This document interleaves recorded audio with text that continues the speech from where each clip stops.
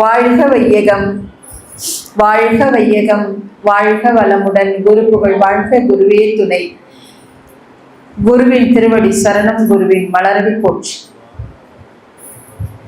இப்போ நம்ம மதிய அமர்வுல முதல்ல என்ன பார்த்துங்க, சஞ்சித கர்மத்தை போக்கக்கூடிய தவமான துரியாதீத தவ விளக்கத்தை பார்த்தோம். அதுக்கு தவம் சென்று இப்ப பார்க்க போற 2 தவங்களுக்கும் விளக்கங்கள் மட்டும். நிறைய விளக்கங்கள் கிடைக்கும். தவம் நீங்க நிறைய பண்ணுவீங்க இல்லையா மன்றங்கள்ல, அதனால விளக்கங்கள் மட்டும் நம்ம கேட்க போறோம்.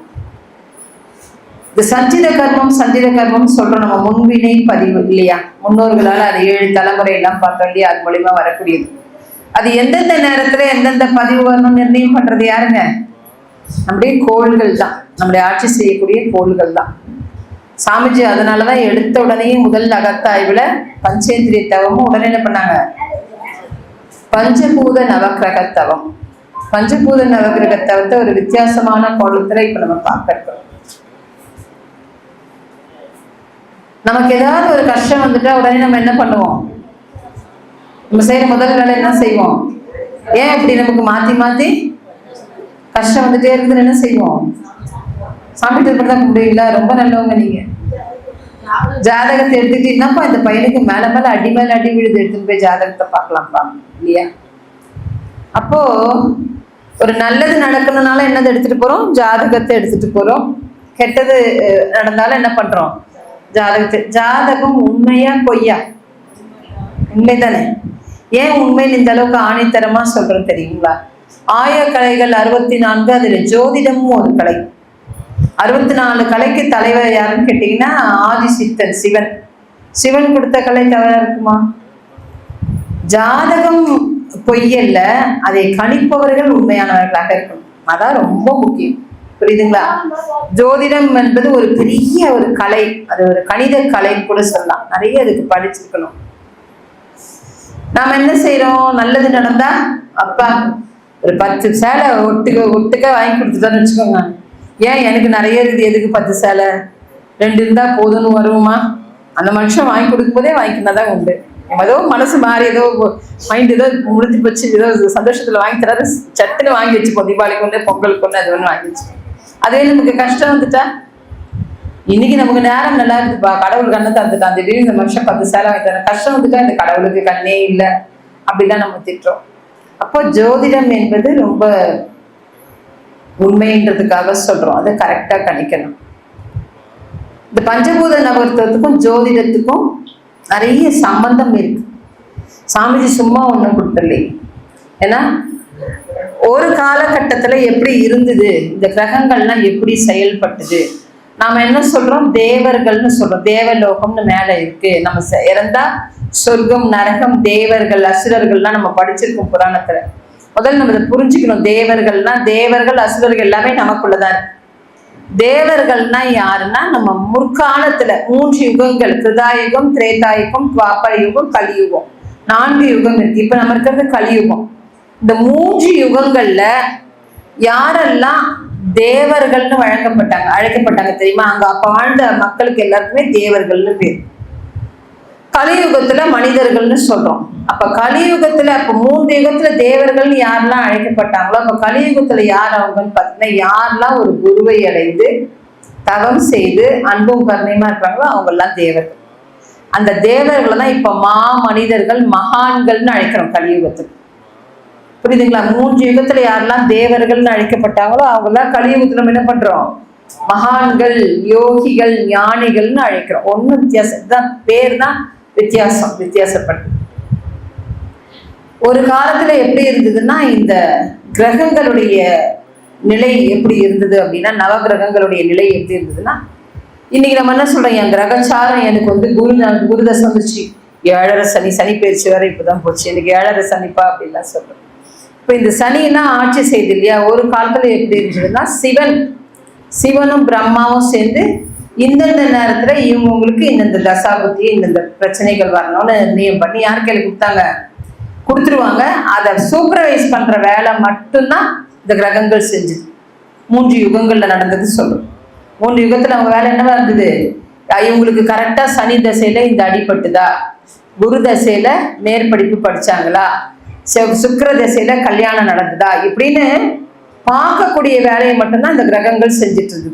இதோட ஹெட் குவார்டர்ஸ் ஹெட் யாரா இருந்தாங்க? சிவனும் பிரம்மாவுமா இருந்தாங்க. அப்படிதான் இருந்தது ஒரு காலத்துல. அது என்ன ஆச்சுன்னா, அப்படி அந்த காலகட்டங்கள்ல அப்படி நடந்துட்டு இருக்கும்போது காலப முனிவர்னு ஒரு முனிவர் இருந்தார். அந்த காலப முனிவர் என்ன பண்ணார்னா, முக்காலமும் தெரியும், நிகழ்காலம், இறந்த காலம், நிகழ்காலம், எதிர்காலம் மூணுமே சொல்லக்கூடிய ஒரு ஆற்றல் படைத்த ஒரு தவசீலரா இருந்தார். அந்த காலப முனிவர் எல்லாருக்கும் முக்காலத்தையும் சொல்லிட்டு இருந்தார். முக்காலம் உனக்கு என்ன நடக்க போகுது, உனக்கு ஃபியூச்சர்ல என்ன நடக்க போகுது, இப்ப என்ன நடந்துட்டு இருக்குன்னு சொல்லிட்டு இருந்தார். அப்படி சொல்லிட்டு இருக்கும்போது என்ன ஆச்சுன்னா, ஒரு வாட்டி அவர் முன்னாடி ஒரு வயசான ஒரு நல்ல ஒரு பழுத்த பழமா ஒரு ரிஷி மாதிரி ஒருத்தர் வந்தார். வந்துட்டு அவர் என்ன சொன்னாரு, காலப முனிவரே, நீங்க எல்லாருக்கும் முக்காலத்தையும் சொல்றீங்க, உங்களுக்கு எதிர்காலத்துல என்ன நடக்க போகுது தெரியுமான்னு கேட்டார். கேட்டுட்டு எனக்கு என்ன நடக்க போதா அப்படின்னு யோசிச்சுட்டு இப்படி நிமிந்து பார்த்தா அவர் ஆளை காணும். அவர் யார் வந்தது யாருன்னா காலன் தான் வந்தான். காலனே இந்த காலப முனிவருக்கு என்னாச்சு, இப்போ சொல்ல சொல்ல சொல்ல தனக்கு எல்லாம் தெரியுதுன்ற தன்முனைப்பு வந்துச்சு. இந்த தன்முனைப்பு அடைக்கிறதுக்கு காலனே என்ன பண்ணா, அவர் முன்னாடி தோன்றி, எல்லாருக்கும் நீங்க எல்லாத்தையும் கணிச்சு சொல்றீங்களே, உங்களுக்கு ஒண்ணு நடக்க போகுது தெரியுமான்னு கேட்டு மறைஞ்சு போயிட்டார். எப்படி இருக்கு அவருக்கு? உடனே இவருக்கு என்ன வந்தது, அது சொன்ன மாதிரி எல்லாருக்கும் நம்ம சொல்றோமே, நமக்கு என்ன வரப்போது நம்ம தெரிஞ்சுக்கணும்னு என்ன பண்ணாரு, ஆழ்ந்து தவறு செஞ்சார்.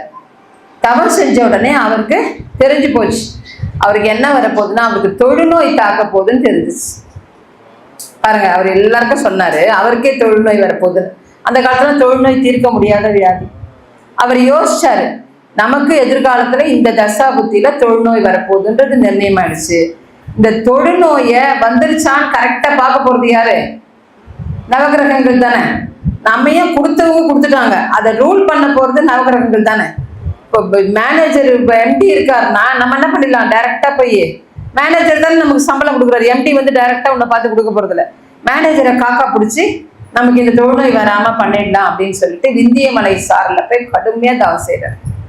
கடுமையா தவம் பண்ண உடனே என்னாச்சுங்க, மேனேஜருக்கு என்னாச்சு, ஒரே சந்தோஷமாயிடுச்சு. அடடா, எல்லாரும் எம்டியை கும்பிடுவாங்க, எல்லாம் பண்ணுவாங்க, ஜிஎம் வணங்குவாங்க, டைரக்டா வந்து சாதாரண மேனேஜர் என்ன இப்படி வருந்தி வருந்தி வணங்குறானேன்னு சொல்லி என்ன பண்ணிட்டாரு, இனிமே உனக்கு தொழில் நோய் வராதுன்னு என்ன பண்ணிட்டாங்க, இந்த 9 கிரகங்கள் நாங்க பாத்துக்கிறோம், உனக்கு தொழில் நோய் வராமன்ட்டாங்க. விஷயம் யாருக்கு போச்சு, மேனேஜர் சொன்னதுக்கு எம்டிக்கு போகாம இருக்குமா? ஏன் அந்த ஆளுக்கு இந்த சஸ்பென்ஷன் கொடுக்கலன்னு கேட்பாங்கல்ல, அந்த மாதிரி அவர் என்ன பண்ணாங்க, எம்டி தான் சேர்ந்து பிரம்மாவுக்கு கோவம் வந்து, எங்களுக்கு தெரியாம நீ இந்த வேலையை செஞ்சதால யாருக்கு நீ வராதுன்னு சொன்னீங்களோ அந்த தொழுநோய் உங்க 9 பேருக்கும் வரட்டும்ட்டாங்க.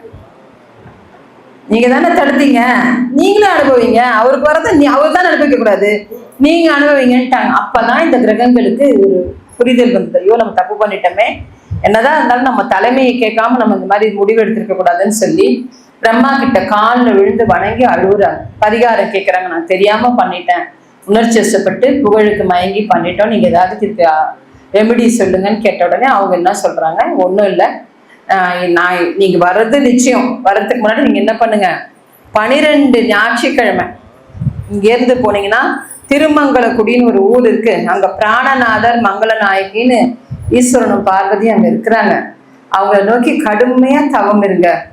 6 நாளும் உண்ணா நோன்பு இருக்கும். வாரத்துல 7 நாள் இருக்கு, 6 நாள் உண்ணா நோன்பு இருந்து 7வது நாள் ஒவ்வொரு 12 ஞாயிற்றுக்கிழமையை தேர்ந்தெடுக்கணும். ஒவ்வொரு ஞாயிற்றுக்கிழமை முடியல மறுநாள் திங்கக்கிழமை வரும் இல்லையா, திங்கக்கிழமையில சூரியன் உதயமாகி 7 நாழிகைக்குள்ள எருக்க எல்லையில ஒரு பிடி தைலத்தை வச்சு நீங்க சாப்பிடணும். 6 நாள் சாப்பிடக்கூடாது, உண்ணா நோன்பு மௌனம் இருக்கணும். மௌன விரதம் இருந்து 7வது நாளான சூரியன் அஸ்தமனமாகி திங்கக்கிழமையில சூரியன் உதயமாகி 7 நாளிகைக்குள்ள எருக்க இலையில தைலத்தை வச்சு நீங்க சாப்பிட்டீங்கன்னா உங்களுக்கு வரக்கூடிய இந்த தொழுநோயில நீங்க காப்பாத்தி தப்பிச்சுக்க முடியும்னு உங்களுக்கு ரெமெடி அவர் இது சொல்றாரு. அறிவுரை சொன்னோடனே அவங்க என்ன பண்ணுவாங்க இல்லையா, உடனே ஓடி போய் இவங்க என்ன பண்றாங்க, இந்த 9 பேரும் அவர் சொன்ன மாதிரியே பிரம்மதேவன் சொன்ன மாதிரி இந்த விரதத்தை மேற்கொண்டு அந்த தொழுநோயிலேருந்து என்ன பண்ணாங்க, மீண்டு வந்ததாக சொல்லப்படும். மீண்டு வந்த உடனே அந்த 12 வாரம் அவங்க இருந்த தவத்துக்கு மெச்சி அந்த பிராணநாதர் அவருக்கு அவங்க கண்ணு முன்னாடி தோன்றி என்ன பண்ணாரு, இனிமே நீங்க சூப்பர்வைசர் வேலை பார்க்க வேண்டாம், நீங்களும் என்ன இருக்கலாம், எம்டியாவே இருக்கலாம். ஏன்னா நீங்க செஞ்ச தப்ப உணர்ந்து மன்னிப்பு கேட்டதால இனிமே நாங்க நிர்ணயம் பண்ணதை நீங்க சரி, நீங்க யார் யாருக்கு என்னென்ன எந்தெந்த நேரத்துல பண்ணமோ நீங்களே பாத்துக்கோங்கன்னு சொல்லி பொறுப்பு என்ன பண்ணிட்டாங்க, டோட்டலா அவங்க கிட்டயே கொடுத்துட்டாங்க. அதுல இருந்து தான் இந்த நவகிரகங்களுக்கு என்ன இருக்குங்க, அவ்வளோ பவர் இருக்கு. அவ்வளவு பவர் இருந்தாலும் ஒருத்தருக்கு 7.5 சனின்னா ஒருத்தருக்கு நல்லா இருந்தா இன்னொருத்தருக்கு என்ன இருக்கு, எல்லாருக்கும் 7.5 சனி மோசமா இருக்குது இல்லையா. யார் யாருக்கு எந்தெந்த அவங்களோட வினை பயனுக்கு ஏற்ற மாதிரி, சஞ்சித கர்மத்துக்கு ஏற்ற மாதிரி அந்தந்த பலன்களை என்ன பண்றது, அது கொடுத்து கொண்டுதான் இருக்கு. அப்ப என்ன இதுல நம்ம புரிஞ்சுக்கணும் அப்படின்னா, ஜாதகம் என்பது ரொம்ப உண்மை, பொய்யே கிடையாது. எதற்காக ஏன் அப்படி சொல்றோம்னா, பாரத போர் நடந்தது. ஏன் இந்த ஜாதகத்தை 100% எல்லாராலையும் கணிக்க முடியும்? ஒருத்தரால ஒருத்தருடைய ஜாதகம் சொல்றப்ப நீங்க அதுல போட்டிருப்பாங்க பாத்தீங்களா, ஜனனி ஜென்ம ஜன்மானாம் வரதே குல சம்பந்தம் போட்டிருப்பாங்க. இது ஒரு குத்து மதிப்பான ஜாதகம். அந்த சமஸ்கிருத வார்த்தைக்கு அர்த்தம் இது 100% இல்லைன்றதுக்கான ஒரு ரெஃபரன்ஸ் தான் அந்த வேர்டு. தோராயமாக கணிக்கப்பட்டதுன்றதுதான் அந்த சமஸ்கிருதத்துக்கு அர்த்தம். இது என்ன நடக்குது அப்படின்னா, ஏன் இது இந்த அளவுக்கு பர்ஃபெக்டா போக முடியலன்னா, மகாபாரத போர் நடந்தது எல்லாருக்கும் தெரியும். போர் முடிவுல என்னாச்சுன்னா, போர் நடந்துட்டே இருக்குது. கர்ணன் இறந்து போயிட்டான். கர்ணன் கதை எல்லாருக்கும் தெரியும். கர்ணன் இறந்து போனானா, பாரத போர்ல கர்ணன் இறந்த உடனேயே குந்தி என்ன பண்ணா, கர்ணனை மடியில போட்டுட்டு மகனே மகனே பயங்கரமா கத்துறாங்க. பஞ்சபாண்டவர்களுக்கு ஒரு சந்தேகம், என்னடா இது 5 பேரும் ஒருத்தருக்கு பாத்துக்கிறாங்க, நம்ம 5 பேரும் நல்லா தானே இருப்போம், அம்மா யார மகனே மகனேன்னு கத்துறாங்க, என்ன ஆச்சுன்னு சொல்லி எல்லாரும் ஓடி வராங்க. ஓடி வந்தா இந்த என்ன பண்றாங்க, கர்ணனை மடியில போட்டுட்டு கத்திட்டு இருக்காங்க. ஏன் இப்படி கத்துனாங்க தெரியுமா? அவங்க பையன் தெரியும் ஏன் போர்க்களத்துல கத்துனாங்க. வரம் வாங்கிட்டாங்க. என்னன்னா, அர்ஜுனன் மேல நாகாசுரத்தை ஒரு தடவைக்கு மேல பிரயோகம் பண்ண மாட்டேன்னு சொல்லிட்டு, பிரயோகம் பண்ண மாட்டேன் அப்படின்னு வரம் கொடுப்பாரு அவரு. அதுக்கு பதிலாக அவர் என்ன சொல்றாரு, நீ இப்ப வேண்டாம், பாரத போர்ல சப்போஸ் மகாபாரத போர்ல நான் இறந்துட்டேன்னா, இத்தனை நாளா நான் அனாதை யாரும் இல்லாதவன் தெரிஞ்சுக்கணும், இறந்த அப்புறமாவது உன்னுடைய மகன்றதை எனக்கு சொல்லுன்னு அவரு பதிலுக்கு ஒரு வரம் கேட்டார். அந்த வரத்தின் காரணமாக குந்தி என்ன பண்ணாங்க, கர்ணனை மடியில போட்டுட்டு கதறாங்க, ரொம்ப அழுகுறாங்க. அழுத உடனே 5 பேர் அங்க வந்துட்டாங்க. வந்து பார்த்தா இந்த அம்மா அழுதுட்டு இருக்கிறாங்க. அப்ப அர்ஜுனனும் தர்மரும் கேட்கிறாங்க, உனக்கு எல்லாம் பைத்தியம் பிடிச்சிச்சா, 5 பேர் நாங்க உயிரோட இருக்கோம், எதிரிய போய் மடியில போட்டுட்டு மகனே மகனேன்னு அழுவறியே அப்படின்னு சொல்லி கேட்கிறாங்க. அப்ப சொல்லும் போது அவங்க சொன்னாங்க, இல்லடா அவங்க 5 பேருக்கு மூத்தவன் இவன் தான், இவன் தான் உங்க அண்ணன் அப்படின்னு சொல்றாங்க. சொன்ன உடனேயே வந்தது கோபம். அர்ஜுனனுக்கும் தர்மருக்கும் பயங்கர கோபம். இவ்வளோ பெரிய விஷயத்த இத்தனை வருட காலமா நீ மனசுல போட்டு வச்சிருந்தியே, நீ சாதாரண மனசு இல்லை, உன் மனசு மேல 10 யானையை வச்சு மெரிச்சாலும் தகுன்னாங்க. அப்பேற்பட்ட கல் மனசு உனக்கு, எங்க கூட பிறந்தவனே எங்களை எதிரியா நிக்க வச்சு எங்க கையாலேயே கொன்ன வச்சுட்டியே, அதனால உனக்கு ஒரு சாபம் தரேன். இது உனக்கு மட்டும் இல்ல, பொம்பளை சமூகத்துக்கே பெண்களா பிறந்த எல்லாருக்கும் இது சாப்பிட்னாங்கன்னா சாபம் தெரியுங்களா. இனி உனக்கு மட்டும் இல்ல, எந்த பெண்ணுக்கும் மனசுல ரகசியமே தங்கக்கூடாது. அதனாலதாங்க நமக்குலாம் என்ன வச்சுங்க, எங்களுக்குலாம் எங்ககிட்ட ஒரு ரகசியம் சொன்னீங்கன்னா அது எப்படி தெரியும், யாருக்கிட்டே சொல்லாதப்பா, இது க்ளோஸ் ஃப்ரெண்டு நான் உங்ககிட்ட சொல்றேன், உங்ககிட்ட மட்டும்தான்ப்பா சொல்றேன், நீ யாருக்கிட்டே சொல்லாதப்பா சொல்ற. அவங்க என்ன பண்ணுவாங்க, இது லேடிஸோட குறைபாடுகள். எல்லாரும் வீட்டுல என்ன சொல்றாங்க, ஆம்பளைங்க உங்ககிட்ட சொன்னா ஊருக்கே டமாரா அடிச்சிடுவாங்க. இது எங்க மேல மிஸ்டேக் இல்லை. அது தர்மர் அர்ஜுனரும் சேர்ந்து மகாபாரத போர் நடக்கும் போதே சாபம் கொடுத்தது. உனக்கு மட்டும் இல்ல, எந்த பொண்ணுக்கும் இன்னைக்கு எந்த பெண்மைக்கும் மனசுல ரகசியம் தங்கக்கூடாதுன்னு சாபம் கொடுத்தாங்க. இது கொடுத்துட்டே இருக்கும்போதே என்ன பண்ணா, சகாதேவன் இந்த கேள்விப்பட்ட உடனே ஆத்திரத்துல ஓடி போய், சகாதேவன் யாருங்க, எதுல சிறந்தவன், ஜாதகத்துக்கே மூலம் சகாதேவன் தான். அவன் என்ன பண்ணா, மொத்த ஜாதக ஓலைச்சுவடிகளுக்கு கொண்டு போய் ஒரு ஆற்றங்கரையில போட்டு எரிச்சான். இந்த எரிக்கிறது யாருக்கு தெரிஞ்சிச்சு, நம்ம கிருஷ்ண பரமாத்மாவுக்கு எரிக்கிறது தெரிஞ்சு போச்சு. தெரிஞ்ச உடனே அவர் என்ன பண்றாரு, வேக வேகமா போறாருங்க. போயிட்டு ஏன்பா இந்த மாதிரிலாம் பண்றேன்னு கடகடன்னு அணைச்சி கொஞ்சம் ஓலைச்சுவடிகளை அவர் காப்பாத்தினாரு. அப்படி எரிஞ்சதுல காப்பாத்தி அணைச்சி எடுத்தாரு பார்த்தீங்களா, அந்த ஓலைச்சுவடிகளை வச்சுட்டு தான் இன்னைக்கு எல்லாரும் என்ன பண்றோம், ஜாதகம் பார்த்துட்டு இருக்கிறோம். முழுசா இருந்தா எப்படி இருக்கும் பாருங்க. முக்கியம் நிறைய எரிஞ்சு போச்சு, பாதையை காப்பாத்தி எரிச்சல். ஏன் இப்படி பண்றானுன்னா அவர் ஒரே புலம்புறான். எப்போ ஒரு ஜோதிடனால தனக்கு எங்களுக்கு மூத்தவன், என்ன பெரிய ஜோதிடத்துல நிபுணன் என்ன சொல்லிட்டு இருந்தாங்க, எங்களில் மூத்தவன் ஒருத்தன் இருக்கான்னு எப்போ என்னால கணிக்க முடியும்? நான் சரியான ஜோதிடனா? என்னாலேயே முடியலன்னு போது இதுக்கப்புறம் வரவங்களை என்ன பண்ணுவாங்க? இதை சரியா பிரயோகம் பண்ண மாட்டாங்க. இனி இந்த ஜோதிட கலையே இருக்கக்கூடாதுன்னு தான் எரிச்சேன் அப்படின்னா. அப்படியான்னு சொல்லிட்டு கிருஷ்ணர் உன்னை நினைவுபடுத்துறார். கதையா சொல்றேன் நான், ஏன்னா இதுக்கு அதுக்கப்புறம் ஃபுல்லா சயின்ஸா பார்க்க போறோம். அதனால சொல்றேன், இதுக்குள்ள ஒரு கதையை அவர் சொல்றாரு. அப்படியா அப்படின்னு சொல்லிட்டு அவங்க அப்பா பாண்டு, பஞ்ச பாண்டவர்களுடைய அப்பா பாண்டு இறந்து போயிட்டான். அவர் பெரிய தவசீலர் பாண்டு, ஆனா நோயாளி. அவர் காட்டுல அவர் இறந்து போகும்போது காட்டுல வனவாசத்துல இருக்கிறாங்க. அப்ப இறக்க ஒரு தருவாயில அவர் என்ன சொல்றாருன்னா, நான் இறந்த உடனே என்னை 5 கூரா போட்டு நீங்க 5 பேரும் சாப்பிட்டுட்டீங்கன்னா உங்களுக்கு முக்காலமும் தெரிய ஆரம்பிக்கும்னு. யாராவது அப்பாவை சாப்பிடுவாங்களா வெட்டி? அந்த மாதிரி மனசு வருமா? மனசு வரல. அவர் ஏதோ ஆதங்கத்துல சொல்றாருன்னு சொல்லி என்ன பண்ணாங்க எல்லாரும், அதெல்லாம் தப்புன்னு சொல்லி, அவர் ராஜா இல்லையா, ராஜாக்கெல்லாம் அந்த காலத்துல சந்தனக்கட்டையில தான் எரிப்பாங்க. காட்டுல போய் சந்தனக்கட்டை போய் எடுத்துட்டு வரணும். இந்த இறந்த உடம்ப விட்டுட்டு போனா என்ன பண்ணும்? கரடி, நரி, நாய் எல்லாம் சாப்பிட்டுடும், ஓனாய் எல்லாம் சாப்பிட்டுடும். இதை ஒருத்தர் காவல் விடலான்னு சொல்லிட்டு காவலுக்கு விட்டுட்டு 4 பேர் மட்டும் போனாங்க. யார தெரியுமா காவலுக்கு விட்டு போனாங்க? சகாதேவனை காவலுக்கு விட்டுட்டு இவங்க 4 பேரும் போயிட்டாங்க. கூட யார் போனா தெரியுமா? நம்ம கிருஷ்ணர் போல போய் காட்டுல என்ன பண்ணாங்க? சந்தனக்கட்டையெல்லாம் எல்லாம் கலெக்ட் பண்ணி தலையில வச்சுட்டு வர்றாரு. இவர் இங்க உட்கார்ந்து இருக்கிறாரு, அப்பாவை பார்த்துட்டே இருந்தாரு. தந்தை சொல்மிக்க மந்திரமில்லை. உண்மையாவே அப்பாவை வெட்டி சாப்பிட்டா ஞாபகம் முக்காலமும் வந்துருமா? உண்மையாவே வந்துருமா? இவருக்குள்ள மனசுக்குள்ள கேள்வி எழுதிட்டே இருந்துங்க. இவர் பார்த்தாரு, உடம்பதானே வெட்டி சாப்பிடக்கூடாது, ஏதாவது ஒண்ணு சாப்பிட்டா கூட அது வருதா நம்ம டெஸ்ட் பண்ண. என்ன பண்ணாரு? அப்பாவோட சுண்டு விரலை வெட்டி சாப்பிட்டார். சாப்பிட்டுட்டு பழையபடியே பேக் பண்ணி வச்சுட்டாரு அப்பாவை. இவங்க 4 பேரும் வராங்க தூரத்துல. இவரு பாக்குறாரு, சாப்பிட்டு முடிச்சுட்டு யோசிச்சுட்டே இருக்காரு, இன்னும் காணமே, அண்ணனால எதிர்பார்த்துட்டு இருக்காரு. பார்த்தா எல்லாரும் கட்டை விறகு என்ன பண்றாங்க? தலையில சுமந்துட்டு வராங்க. நம்ம கூட போனாரே ஒருத்தர், யார் போனாரு? கிருஷ்ணரோட தலையிலேருந்து அந்தரத்துல கட்டை மதந்துட்டு வருது. இவரு பார்த்துட்டே இருந்தாரு. அங்கேருந்து வந்தாங்க எல்லாரும், ரொம்ப டயர்டா அந்த கட்டையை தூக்கி இப்படி கீழே போட்டாங்க. வேர்த்து கொட்டிருக்கு, வேர்வையெல்லாம் தொடச்சி போட்டாங்க. அவங்கெல்லாம் உண்மையாவே வேர்வை தொடச்சாங்க. கிருஷ்ணர் என்ன பண்ணாரு? 1 ரூபாய்க்கு நடினா 100 ரூபாய்க்கு நடிச்சாரு. அவரு போட்டுட்டு இன்னும் வேகமா அசுன்னு மூச்செல்லாம் விட்டார். வந்தது கோவம் சகாதேவனுக்கு. அங்கேருந்து தரன் கிருஷ்ணரை ஓரமா இழுத்துட்டு போய் என்ன தெரியுமா கேட்டா, அவங்கெல்லாம் உண்மையாவே கட்டையை சுமந்துட்டு வந்தாங்க. உன் தலையில கட்டை இல்லவே இல்லை, நீ ஏன் இப்படி ஓவரா ரியாக்ட் பண்றன்னு கேட்டான். அவர் எதுக்காக அவர் இப்படி பண்ணாரு? இவன் பண்ணது அவருக்கு தெரிஞ்சு போச்சு. அவர் என்ன பண்ணாரு? அப்படியான்னு தலையை தடவினார். என்ன சொன்னாங்க? அப்படியான்னு தலையை தடவினார் பாருங்க. அப்படின்னு என்ன அர்த்தம்? அப்படி தலையை தடன உடனே அவனுக்கு எல்லாம் மறந்து போச்சு. அதனாலதான் இன்னைக்கும் ஜோதிடர்களால அந்த நியர் டு த பர்ஃபெக்ஷன் கிட்ட வரைக்கும் தான் போக முடியும். 100% நம்மளால சொல்ல முடியாம இருக்கிறதுக்கு காரணம் சில சூக்ஷ்மங்கள் அதுல இருக்கு. அதனாலதான் சொல்றாங்க, நான் ஜாதகம் என்பது உண்மை. அலெக்சாண்டர் இந்த ஆட்சி செய்யும் போது, அலெக்சாண்டர் காலத்துல நம்ம இந்திய ஜோதிடர்கள்லாம் சொன்னாங்க, நீ பாபிலோன் பக்கம் போவே கூடாது, போனீங்கன்னா உன் உயிருக்கு ஆபத்து. ஸ்க்ரூன் நிறைய பேர் சொன்னாங்க. ஆனா அவன் என்ன பண்ண? அலெக்சாண்டர் பாபிலோன் பக்கம் போனா அழிவு வந்தது.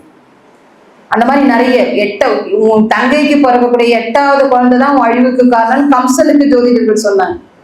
என்னாச்சு? கடைசியில 8வது குழந்தைகள் தான் கம்சனுக்கு, கிருஷ்ணனால தான் அழிவு வந்தது. அந்த மாதிரி நம்ம சொல்லிக்கிட்டே போகலாம். நிறைய ஜோதிட சாஸ்திரம் என்பது நிறைய விஷயங்களை பர்ஃபெக்டா கணிக்கக்கூடிய விஷயங்கள். அப்போ ஜோதிடம்ன்றது பொய்யல்ல, அதை கணிப்பவர்கள் கரெக்டா இருக்கணும். ஏன்னா இந்த கிரகங்கள் என்பது இந்த பஞ்சபூதங்கள் பிளஸ் நவகிரகங்கள் மேல தவம் சொல்றாரு சாமிஜி. நவகிரகங்கள் தான் நம்மள என்ன பண்ணுதுங்க? ஆட்சி செய்யுது. அப்ப அந்த யார் நமக்கு கஷ்டத்தை தராங்களோ, நம்ம காலப முனிவர் மாதிரி அவங்களே நம்மள ஃப்ரெண்ட் ஆக்கிட்டா, அவரை மாதிரி நம்ம ஃப்ரெண்ட் ஆக்கி நம்ம தப்பிச்சுக்க முடியாது. நம்ம என்ன பண்ண? தாக்கத்தை கண்டிப்பாக குறைக்க முடியும். எதிரி தர பலனுக்கும் நண்பர்கள் தர பலனுக்கும் வித்தியாசம் இருக்குல்ல, எதிரிக்கும் நண்பருக்கும் இல்லையா? அப்ப என்ன செய்யலாம்னா, நம்ம பஞ்சபூத நவகிரகத்தவம் நிறைய பண்ண நமக்கு என்ன ஆகும்? நிறைய விஷயங்கள் அந்த மாதிரி நம்ம முன்னோர்கள் சொல்லியிருக்கிறாங்க. பசுமாடை வணங்கணும் இல்லையா? பசுமாடை வணங்கணும்ன்றாங்க. பசுமாடுக்கு என்ன வாங்கி கொடுப்போம்? ஏன் அகத்திக்கீரை வாங்கி தரும்? எல்லாரும் வாங்கி கொடுத்தாங்க, நானும் வாங்கி கொடுத்தேன். அது பால் கொடுக்கும், அப்படித்தானே? நீங்க பாருங்க, யாராவது ஒரு அம்மா, ஒரு குழந்தை பிறந்து ஒரு தாய் இருக்காங்கன்னா, தாய்க்கு விஷம் கலந்து கொடுத்துட்டீங்கன்னா சாப்பாடுல, அந்த தாய்ப்பாலை சாப்பிடுற குழந்தை இறந்து போகுமா போகாத? தாயும் இறந்து போயிடுவாங்க, இந்த பாலை சாப்பிட்ட குழந்தையும் இறந்து போகும். ஆனா பசுமாடுக்கு நீங்க எவ்வளவு விஷம் வச்சாலும் அந்த விஷம் பால்ல கலக்காது, பால் சுத்தமா தான் வரும்.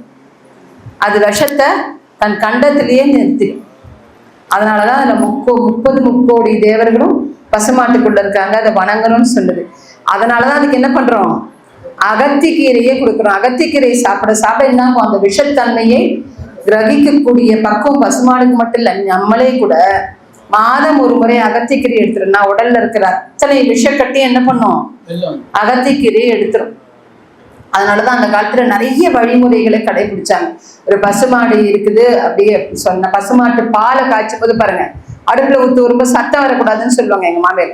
ஒரு மாதிரி சுருன்னு சத்தம் வந்தா பால் மடியில கொப்படம் வந்துடும் அப்படின்னா நிறைய அவங்க பசுமாடை என்ன பண்ணாங்க, காப்பா அதை பாதுகாத்து அதை அவ்வளவுதான் முன்னோர்கள் பண்பாடோட அதை வச்சிருந்தாங்க. நிறைய விஷயங்கள் நமக்கு அப்படியே சடங்குகள்ல சம்பிரதாயங்கள்ல சொல்லியிருக்கு. அதை நம்ம என்ன பண்றது இல்ல, ஃபாலோ பண்றது இல்லை. குறிப்பா இந்த நவகிரகங்கள்லேருந்து நாம தப்பித்துக் கொள்வதற்கு நிறைய சைவ சித்தாந்த பாடல்கள், திருமுறை பாடல்கள் இருக்கிறாங்க, பிரபந்த பாடல்கள் இருக்குது. குறிப்பா இந்த நவகிரகங்கள்லையும் தப்பித்துக் கொள்வதற்கு கோளறு பதிகம்னு ஒண்ணு கொடுத்தாங்க. தெரியுமா கோளறு பதிகம்? வேயிறு தோழி பங்கன் விடமுண்ட கண்டன் மிக நல்ல வீணை தடவி மாசறு தீங்கள் கங்கை முடிமே அணிந்தின் உடனே புகுந்த அதனால் ஞாயிறு திங்கள் செவ்வாய் புதன் வியாழன் வெள்ளி சனி பாம்பிரண்டுடனே ஆசரம் நல்ல நல்ல அவை நல்ல நல்ல அடியாரவர்க்கு நிகவே. நம்ம சைவ குறவர்கள் நிறைய பதிகங்கள்ல கொடுத்தாங்க. இந்த பதிகங்கள் ஒவ்வொன்றுத்துக்கும் ஒவ்வொரு பதிகம். திருவெண்காடு பதிகம் படிச்சா குழந்தை இல்லாதவங்களுக்கும் குழந்தை பிறகு ஒவ்வொன்றுத்துக்கும் பதிகம் இருக்குது. திருநீற்று பதிகம்னு இருக்கு, நோய் தீர்ப்பதற்கு. அப்படி ஒவ்வொரு பதிகங்கள் கொடுத்தாங்க, மொத்தமா பாடினாங்க அப்பெல்லாம். இப்ப என்ன, நமக்கு நேரம் இல்லை. என்ன சொல்றாங்க அந்த சைவ குறவர்கள், சைவ சித்தாந்தத்துல என்ன சொல்லியிருக்குன்னா, நீங்க ஒவ்வொரு பதிகமும் 11 பாடல் அடக்கமா இருக்கும். 11 பாடல் பாட முடியும்னா கூட முதல் பாடலையும் கடைசி பாடலையும் பாடினா மொத்த பாடல் பாடின பலன். தூங்கும்போது நீங்க படுக்கிறதுக்கு முன்னாடி நல்லா தூக்கம் வரதுக்கு பதிகம் இருக்குது, தூங்கி எழுந்த உடனே சொல்லக்கூடிய பதிகங்கள் இருக்கு. இப்படி நிறைய பதிகங்கள் கொடுத்தாங்க. அதுல கோளறு பதிகம்ன்றது ரொம்ப அழகா திருஞான சம்பந்தரால எழுதப்பட்டது. அது எப்ப தெரியுமா பாடினாங்க இந்த கோளறு பதிகம்? திருமறைக்காடு தெரியுமா? திருமறைக்காடு இன்னைக்கு வேதாரண்யம்னு சொல்லுவாங்க. திருமறைக்காடுல 3 யுகங்கள்ல தேவர்கள் அங்கேயே இருந்து பூஜை பண்ணாங்க. கலியுகம் பிறக்க போதுன்னு சொன்னோன்னா, களி பிறந்தாச்சு, இனிமே மக்களை காப்பாற்றவே முடியாதுன்னு தேவர்கள் என்ன பண்ணாங்க, திருமறைக்காடு கோவிலை இழுத்து நிறைய இந்த ராஜகோபுர கதவை சாத்திட்டு வெளியில போயிட்டாங்களாம் தேவர்கள்.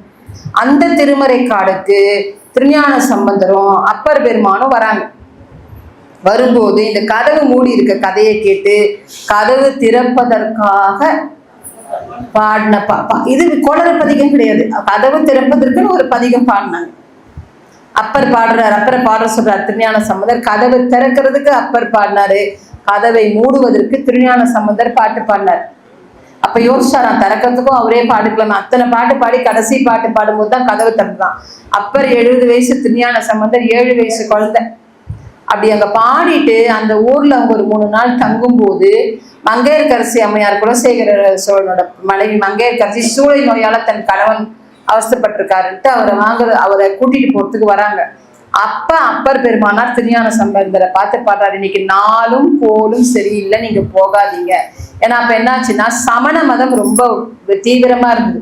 சமண மதத்தை சேர்ந்தவங்க நிறைய சைவர்களை கொலை செய்யலாம் முயற்சி பண்ணாங்கிறதால பயந்துட்டு போகக்கூடாதுன்னு சொன்னாங்க.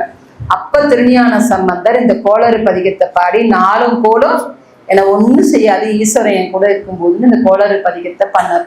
இன்னைக்கும் நம்ம தினம் 8 லைன், நீங்க 11 பாட்டு வேணாம், அந்த 8 லைன் கோளறு பதிகம் பாடினா உங்களுக்கு வர துன்பங்கள் அப்படி பறந்து போகும்.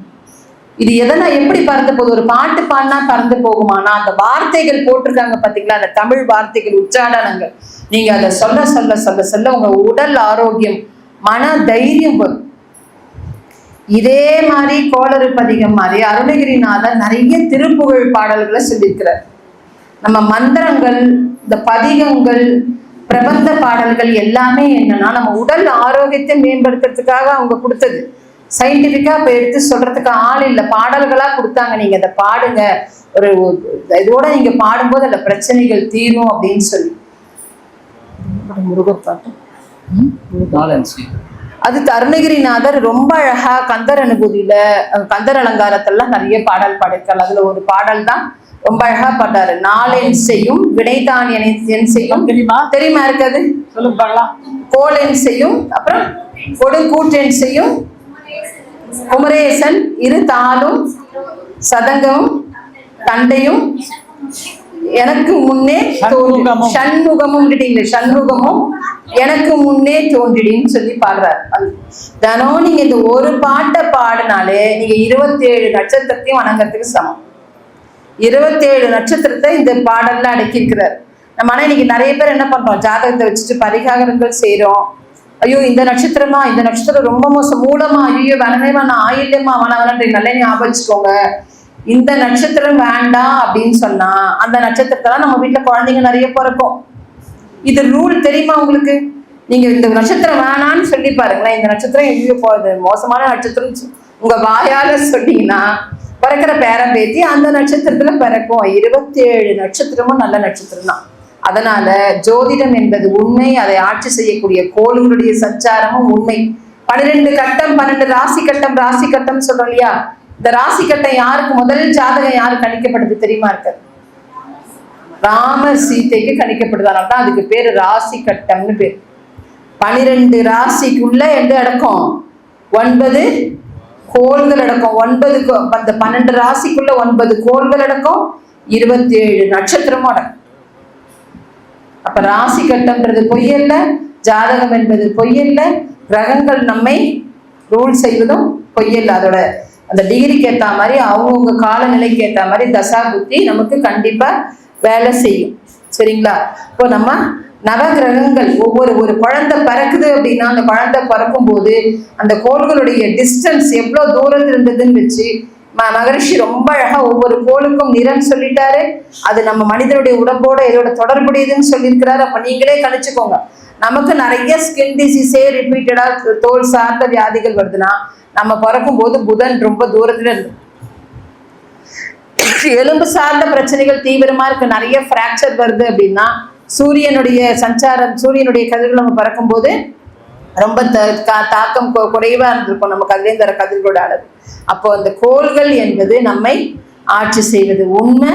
அப்ப ஜோதிடம் என்பது உண்மை, நம்முடைய 9 நவ கிரகங்கள் என்பதும் உண்மை, பஞ்சபூதங்கள் உண்மை. எல்லாமே இந்த பிரபஞ்சத்துல படைக்கப்பட்டது. அதை நம்ம என்ன பண்ணணும், பஞ்சபூத தவசகம் செஞ்சு அதை நாம மேக்சிமம் எவ்வளவு நண்பர்களாக்கி கொள்ளமோ அதோட உறவு வைத்துக் கொள்ளணும்.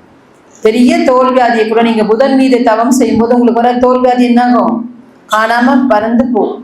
சரிங்களா? அப்போ இந்த நவகிரகங்களை பற்றியும் அந்த பஞ்சபூத நவகிரகத்தை சாமிச்சு எவ்வளவு அழகா டிஸ்டன்ஸ் சொல்லி மன விரிவுக்கு மட்டும் இல்ல அதுலேருந்து வர கதிர்களை ஒரு பாவனை, தவன்றதே பாவனை தான். நீங்க எவ்வளவுக்கு எவ்வளவு பாவனை செய்றீங்களோ அவ்வளவுக்கு அவ்வளவு உங்களுக்கு அதுலேருந்து எனர்ஜி என்னாவது ஒவ்வொரு நிமிஷமும் வருது. எல்லா கோள்கள்ல இருந்து வருது, நவகிரகங்கள்ல இருந்து மட்டும் இல்ல, நம்மளை சுத்தி இருக்கக்கூடிய ஒவ்வொரு நட்சத்திரத்துல இருந்து வருதுன்றாங்க. ஒரு சீன பழமொழி இருக்கு, we cannot plug a flower without disturbing a distant starன்றான். உங்க வீட்டுல ஒரு பூவை பறிச்சீங்கன்னா தோட்டத்துல இந்த கோடிக்கணக்கான மைல் தூரத்துல இருக்க நட்சத்திரத்துல ஒரு அதிர்வு இருக்கு. அதனாலதான் சொன்னாங்க பூவை பறிச்சு சாமிக்கு பூஜை பண்ணக்கூடாது. தெரியுமா? பூவை செடியிலேருந்து பறிச்சு பூஜை பண்ணக்கூடாது, உதிர்ந்த பூக்களை தான் பூஜைக்கு பயன்படுத்தும். இது எத்தனை பேருக்கு தெரியும்? நம்ம என்ன பண்றோம், பறிச்சு தானே இன்னைக்கு எல்லாம் பண்றோம். பறிச்சு பண்ணாலே பாவம். ஏன்னா ஒரு பூவை பறிக்கும் போது நட்சத்திரத்துல அதிர்வு வருது, அது நமக்கு என்ன பண்ணுது, ஒரு எதிர்மறையான எண்ணத்தை விடும். அங்கேருந்து அதோட அதிர்வு நம்மளை பாதிக்கும். அப்படி சொல்லியிருக்கிறாங்க. ரமண மகரிஷி கிட்ட போய் ஒரு அம்மா ரமணாசிரமத்துல அந்த அம்மா தினம் பூ வச்சு பூஜை பண்ணுவாங்க. ஒரு நாள் பூ கிடைக்கல, ரொம்ப சோகமா அழுதுன்னா அப்படி சோகமா இருக்கணுங்க, பூவே கிடைக்கல இன்னைக்கு பூஜை பண்றதுக்கு. நாங்க ஏன் உன் தொட சதையை கொஞ்சம் அரிஞ்சு போடேன்னாரோ. ஐயோ வலிக்குமேன்னாங்க. அந்த மாதிரிதான் இந்த பூக்கு வலிக்கும் அப்படின்னு அவர் கேட்டாராம். அந்த மாதிரி பூ செடியிலேருந்து பறிச்சு பண்ணாலே பாவம். நீங்க பறிச்சு ஒவ்வொரு பூவையும் பறிக்கிறதுக்கு ஒரு ஸ்லோகம் இருக்கு. பறிக்கும் போது அதை மன்னிப்பு கேட்கிற மாதிரி அதை பறிச்சு அதுக்கப்புறம் தான் நீங்க பயன்படுத்தணும்னா இருக்கு. அதனாலதான் பவழமல்லி எல்லாம் பாத்தீங்களா 8 மணிக்கு பூக்கும், காத்தால உதிர்ந்துரும். அந்த மாதிரி பூக்களை தான் பூஜைக்கு பயன்படுத்தினாங்க அந்த காலத்துல. யாரும் செடியில நம்மள பறிக்கிற மாதிரிலாம் பறிச்சு அந்த காலத்துல வித்தெல்லாம் இல்லையே, அவங்கவுங்க தோட்டத்துல பூ இருக்கும், உதிரும், அதை பறிச்சிருந்து அவங்கவுங்க பூஜைக்கு பயன்படுத்தினாங்க. அப்போ கிரகங்கள் என்பது நம்மை ஆட்சி செய்வது உண்மை. அந்த ஆட்சியுடைய தாக்கத்திலேருந்து நாம அவங்கவுங்களுடைய வினை அங்கேருந்து வர கதிர்கள் எல்லாமே ஒரே மாதிரி தான் வருது. ஏற்கனவே நம்ம சொல்லலையா, ஒருத்தருக்கு 7.5 சனி நல்லா இருக்கும், சனி ஒருத்தருக்கு ரொம்ப நல்லா இருக்கும், ஒருத்தருக்கு ரொம்ப மோசமா இருக்கும். அப்ப என்னன்னா இது அங்கேருந்து வர கதிர்கள் இங்கே நமக்குள்ள சாமி ரொம்ப அழகா சொல்லியிருப்பாங்க. உங்க கருமையத்துல என்ன இருக்கோ அங்க படும்போது அது எவ்வளவுக்கு ரிஃப்ளெக்ட் ஆகுதோ அதுக்கேற்ற பலன்களை நமக்கு கொடுக்குது. அப்ப எல்லா கோள்கள்ல இருந்தும் வர பலன்கள் நமக்கு நன்மை தரணும்னா நாம என்ன போட்டு வச்சிருக்கோம், உள்ள நல்ல பதிவுகளை நம்ம போட்டு வச்சிருந்தோம்னா அங்கேருந்து வர பதிவுகளும் நமக்கு என்ன, அங்கேருந்து வர கதிர்களுடைய தாக்கமும் நமக்கு நல்ல பதிவுகளையே கொடுக்கும் என்று கூறி இன்னும் இதுல டீட்டெயில்டா விஞ்ஞானபூர்வமான விளக்கங்களை இப்ப நம்ம பார்க்கலாம். வாழ்க்கை வளம்.